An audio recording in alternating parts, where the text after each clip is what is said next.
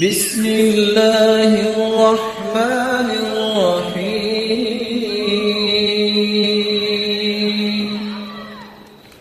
یہ علم نجوم، یہ کہانت، اور آج کل کے 1 سے 10 چیزیں آپ کے سامنے آ رہی ہیں۔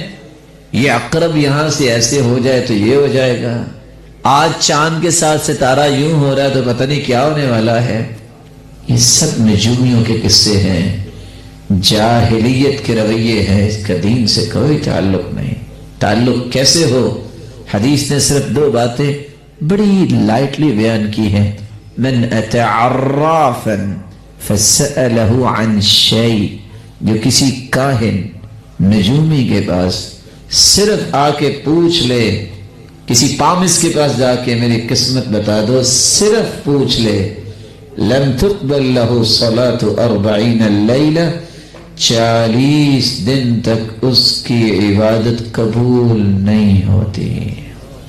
اگلی روایت، فصدقه بما يقول، اور اگر اپنی قسمت کا حال پوچھنے کے بعد مان لے کہ جو کہہ رہا ہے سچ کہہ رہا ہے، یہ بنگالی بابا، یہ فلاں نجومی، اگر تصدیق کر دے، حدیث کی نص میں کوڈ کرنے لگا ہوں، فقد کفر بما انزل على محمد صلی اللہ علیہ وسلم، وہ اسی وقت قرآن کا منکر اور کافر ہو جاتا ہے۔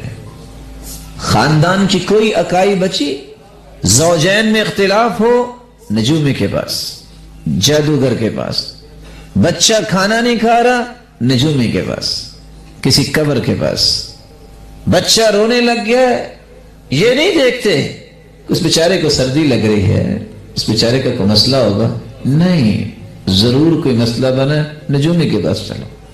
یہ جاہلیت ہے۔